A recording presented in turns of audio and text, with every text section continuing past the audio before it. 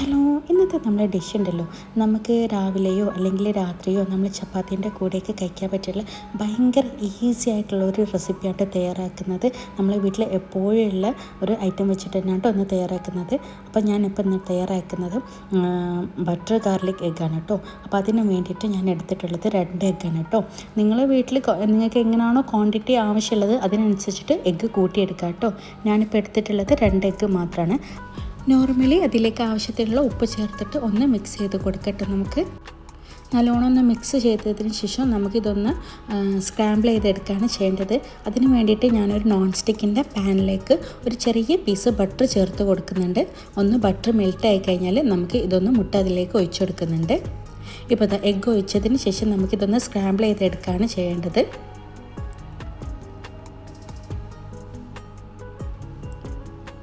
ഇതുപോലെ നമ്മളെ കയ്യിലുള്ള തവി കൊണ്ട് നല്ലോണം ഒന്ന് സ്ക്രാമ്പിൾ ചെയ്തെടുക്കുന്നുണ്ട്. ഇനിയിപ്പോൾ നമുക്കിതൊന്ന് മാറ്റി വെക്കാം. നല്ലോണം ഒന്ന് മിക്സ് ആക്കിയതിന് ശേഷം നമുക്കിതൊന്ന് മാറ്റി വെക്കുന്നുണ്ട്. ഞാൻ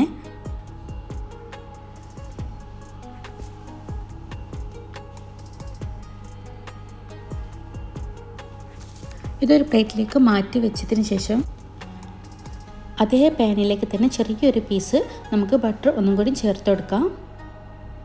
ഇനി നമുക്കതിലേക്ക് ചേർത്ത് കൊടുക്കേണ്ടത് ഒരു 4-5 അല്ലി വെളുത്തുള്ളിയാണ് കേട്ടോ. ഗാർലിക് ഒന്ന് ചേർത്ത് കൊടുക്കുക. ഒന്ന് ജസ്റ്റ് ഒന്ന് സോട്ട് ചെയ്തെടുക്കുക. വലിയ ബ്രൗൺ നിറമാവൊന്നും വേണ്ട, ഒന്ന് സോട്ട് ചെയ്തെടുത്താൽ മതി.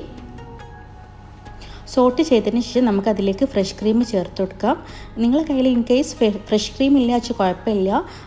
നിങ്ങൾ ഇതുപോലെ ഗാർലിക് സോട്ട് ചെയ്തതിന് ശേഷം അതിലേക്ക് 1 ടീസ്പൂണ് മൈദ ചേർത്ത് കൊടുത്ത് 1/2 കപ്പ് പാല് ചേർത്ത് കൊടുത്ത് കഴിഞ്ഞാൽ ഇതുപോലെ നല്ല ക്രീമി രീതിയിൽ കിട്ടും.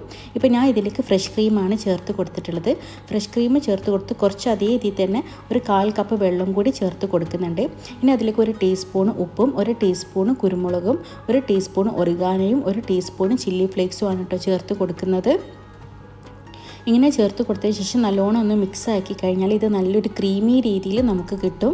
ഉണ്ടാക്കാൻ ഭയങ്കര എളുപ്പമാണ് കേട്ടോ. ഇപ്പോൾ ചിക്കനോ ഫിഷോ ഒന്നും ഇല്ലെങ്കിലും നമുക്ക് എഗ്ഗ് കൊണ്ട് ഇത്ര ഈസി ആയിട്ട് തയ്യാറാക്കാം.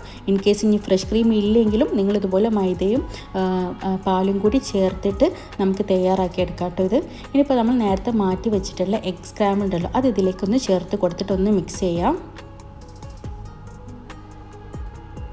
ഇത് ഓവർ തിളയ്ക്കാനൊന്നും നിൽക്കേണ്ട ആവശ്യമില്ല, ഫ്രഷ് ക്രീം ആയതുകൊണ്ട്. ഇതോടെ നല്ലോണം ഒന്ന് മിക്സ് ആക്കി എടുക്കാൻ മാത്രമേ ഉള്ളൂ. ഇനി വേറെ വേവിക്കാനൊന്നുമില്ല. ഇനിയിപ്പോൾ നമുക്ക് ലാസ്റ്റ് ഇതിലേക്ക് കുറച്ച് സ്പ്രിംഗ് ഒണിയനും കൂടി ഞാൻ ചേർത്ത് കൊടുക്കുന്നുണ്ട്. സ്പ്രിംഗ് ഒണിയൻ ചേർത്ത് നമുക്കൊന്ന് മിക്സ് ആക്കിയിട്ട് നമുക്കിനി ഇതൊന്ന് സെർവ് ചെയ്യാം. നമുക്കിത് ചപ്പാത്തീൻ്റെ കൂടെയൊക്കെ രാത്രിയോ രാവിലെയോ ഒക്കെ നമുക്ക് തയ്യാറാക്കാൻ പറ്റിയ ഒരു ഐറ്റമാണ് കേട്ടോ. നല്ല ടേസ്റ്റുള്ള കറിയാണ് കേട്ടോ. ഇത് മസ്റ്റായിട്ട് നിങ്ങളൊന്ന് തയ്യാറാക്കി നോക്കേണ്ടത്. ഒരു 5 മിനിറ്റ് മാത്രമേ ഉള്ളൂ ഇതിന് ടൈം. അത്രയും പെട്ടെന്ന് നമുക്കിത് തയ്യാറാക്കി എടുക്കാൻ പറ്റുന്ന ഒരു ഐറ്റമാണ് കേട്ടോ. അപ്പോൾ നിങ്ങൾ എന്തായാലും ഇത് തയ്യാറാക്കി നോക്കേണ്ടി. വീഡിയോ ഇഷ്ടപ്പെട്ടതാണെന്നെങ്കിൽ ഒന്ന് ലൈക്ക് ചെയ്യേണ്ടി. അതുപോലെ സബ്സ്ക്രൈബ് ചെയ്താൽ ആരെങ്കിലും കാണുമെങ്കിൽ ഒന്ന് സബ്സ്ക്രൈബ് ചെയ്ത് സപ്പോർട്ട് ചെയ്യേണ്ടി കേട്ടോ. നിങ്ങൾ ഫീഡ്ബാക്കൊക്കെ ആയിട്ട് ഒന്ന് കമൻറ്റായിട്ട് പറയേണ്ടി. അപ്പോൾ ഇൻഷാല്ല നെക്സ്റ്റ് വീഡിയോയുമായി കാണാം. ഞാനിപ്പോൾ നല്ല നമ്മൾ കുട്ടിച്ചെറുക്കാലിൽ കണ്ണവച്ച പത്തിരി ഉണ്ടല്ലോ, മടക്കി പത്തിരി എന്നൊക്കെ പറയും, അതിൻ്റെ ഒപ്പമാണ് കേട്ടോ ഇതിപ്പോൾ ഈ കറി തയ്യാറാക്കിയിട്ടുള്ളത്.